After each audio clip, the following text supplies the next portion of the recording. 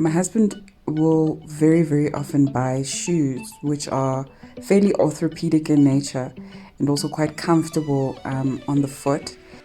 Alright, so before we can start this video, I would just like to send a thank you to one of our subscribers. His name is Ben Smith, and we thank you for recommending this video, recommending this particular topic rather. Yeah, we hope that this will be informative. You will be able to see here that they've got this sort of textured rubber kind of style here.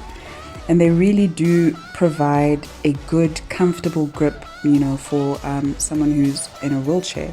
These are three very well tried and trusted, you know, products that we use in the household. My husband has recently, or before he purchased this Epimax Plus, he used to use E45. Hi family, welcome back to Footprints and Wheels. Today we are just going to be doing a little bit of a request that we received from one of our subscribers. And it's a quite important topic that we're going to be talking about today, about foot care and just how I take care of my husband's feet. And how we ensure that the legs are well circulated, the kinds of exercises that we do from time to time, and yeah, just management of the feet and how we ensure that his nails are kept neat and trimmed. Obviously, this is something that before I met my husband, he used to take care of his own, you know, nails and feet and everything. So it would really be, I think, quite helpful for us to see two different ways. The first way being my way of doing things, and the second way being my husband's way of doing things. So my husband, as everybody might know or not know, he's a C5, C6 quadriplegic and has been for quite some time now. And yeah, you know, taking care of his feet is quite an important thing. Ensuring that, you know, there's a lot of circulation in his feet.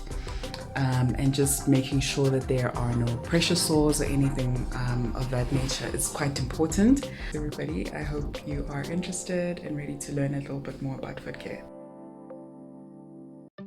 Okay, so first things first, shoes are a very important aspect of you know, maintaining your feet and ensuring that there's good circulation, you know, going into your feet.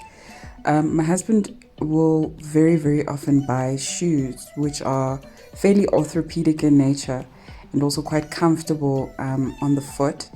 The most important thing is to ensure that the shoelaces are not too tightly, you know, drawn. When you draw your shoelaces too tight and you're a quadriplegic, it's very difficult for blood to circulate through your legs. So he has to ensure that it's a loose tie on the shoe. And also a very important thing is that it must be a wide shoe. So this is a very good example of a shoe that he recently purchased. It's a Hush Puppies brand. I do know Green Cross also has very good shoes. I myself have quite flat feet. And so, you know, I walk barefoot almost every day because I struggle quite a bit with you know, tight shoes on my feet and circulation. I have very bad circulation issues on my feet. And so, you know, these kinds of shoes are very important. I myself have a pair of Hush Puppies shoes. So me and my husband really do love Hush Puppies. They're one of our favorite shoes. And he's got a really good pair of Hush Puppies here. Now, what you'll notice with this particular shoe is that it's got a bit of a platform by the heel.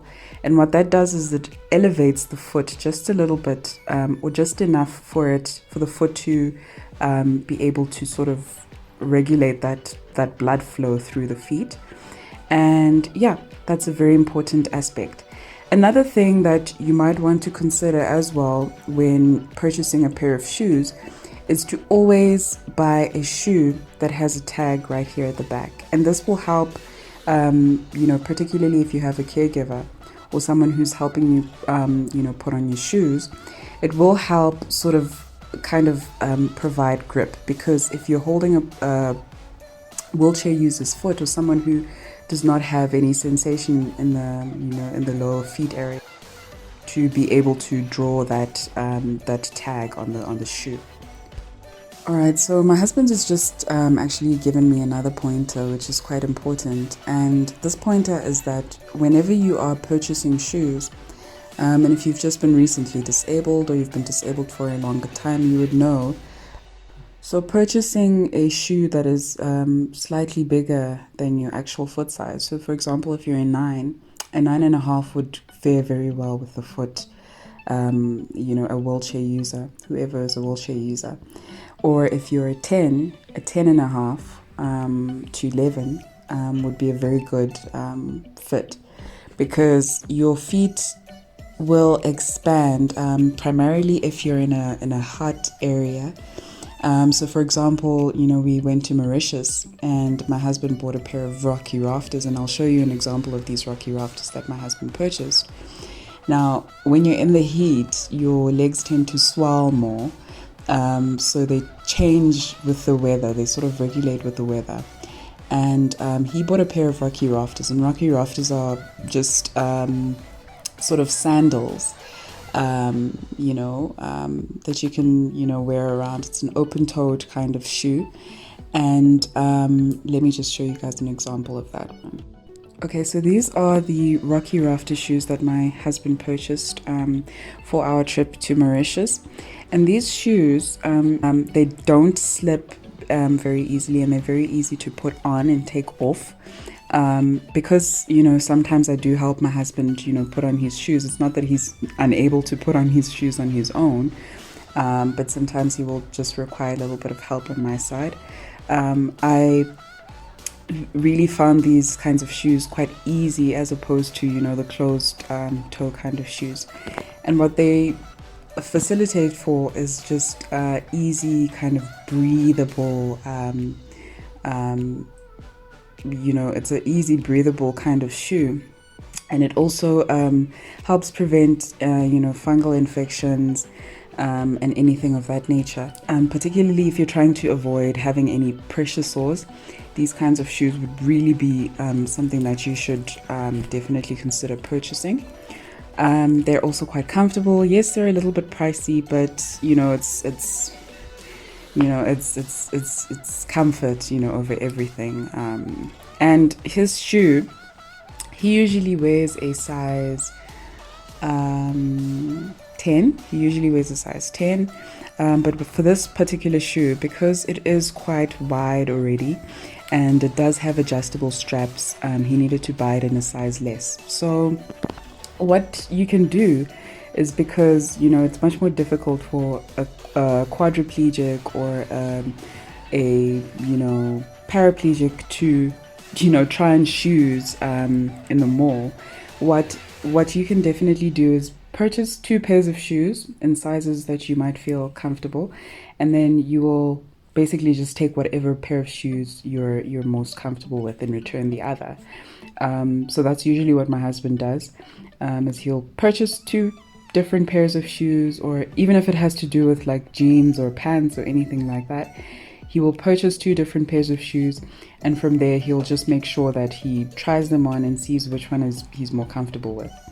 So these kinds of shoes, very important that you have at least 1 pair of sandals and at least 1 pair of really good orthopedic shoes. I would recommend buying a pair of Green Cross shoes or Hush Puppies, which are much more wider on the foot, and they also provide comfort on the heel as well. So these are shoes I definitely recommend, and the other Hush Puppies that I showed you. Alright, so this is one of our favorite creams, but we bought this one recently, but it's very hydrating, and it's very, very good for very dry skin.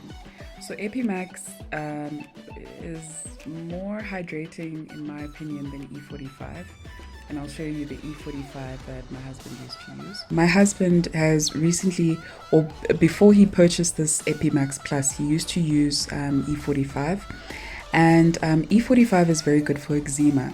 Now my husband suffers from that condition, eczema, and it has taken over his legs quite profusely. So he really tried to use E45 as it was, promoted as a very hydrating lotion. I'm not too sure if this particular one has any urea in it, but it doesn't really say in the ingredients here. But it is highly recommended to use products that have urea in them. We're currently using this particular one because it is incredibly hydrating, and because my husband has severe eczema, it's very important to keep his legs as moisturized as possible, though sometimes it can, his legs do tend to become very allergic to certain types of creams. So far, we haven't had any particular reaction to this one. And you can see that on the packaging, it does specify that it's got 10% urea. It's got a bit of glycerine and ceto macrogol. I don't know exactly what that is. There's also a very important part here which says it's hypoallergenic, which is very good for my husband's skin. I, on the other hand, prefer to use this form of Epimax, and this Epimax is basically just a lightweight moisturizing lotion for all skin types. I would definitely say that this Epimax, which is Epimax Plus, is much more hydrating than the Epimax lotion. So if you're looking for something that will keep your feet hydrated, and I know that, with quadriplegics, paraplegics, and wheelchair users in general, you do tend to have drier feet and drier legs than normal. So keeping your legs moisturized is quite important, and it also helps prevent any cracks, which may eventually lead to pressure sores. So using a hydrating cream is a very, very important thing. And what my husband will usually do is he will take a bath in the morning, and then at night, if he's not too tired to do so, he will just take a cold bath, sometimes with some, bicarbonate of soda, just maybe 2 tablespoons of bicarbonate of soda, or not too much bicarbonate of soda. Don't add too much bicarbonate of soda. And also, I would recommend don't do it too often, because what that can essentially do is just break the skin, and then you'll end up having cracked skin, cracked and weeping skin. Weeping skin is just basically bleeding skin that's cracked. So you try to avoid having too many, foam baths, which is another thing that I definitely need to talk about, is how to take care of your feet when you are trying to, take a bath or run under a shower. So in our next episode, because we're planning on making this a 3-part series, there's a lot to learn about foot care. And so we are just going to discuss a bit more about how to, regulate, water temperature to ensure that you do not scald or burn your skin. So these products are probably the holy grail in terms of taking care of my husband's, legs. He still does have severe eczema, and he is, trying his best to take the necessary medications to take care of that. But it's very important to keep your skin hydrated, as I've mentioned before. So thank you for watching today's video, today's educational segment. I hope that this will give you a few tips and tricks, and we would like to also thank Ben Smith for helping us come up with this wonderful video. We will definitely be doing a part 2 where we will be showing you the exercises that Aaron does on his own and the exercises that I assist with. So we hope that this was an educational segment for you and that you enjoyed this particular segment. If you like this kind of content, please like, comment, share, and subscribe, and we will definitely do our best to produce more content for you guys. So thank you so much for watching. See you soon.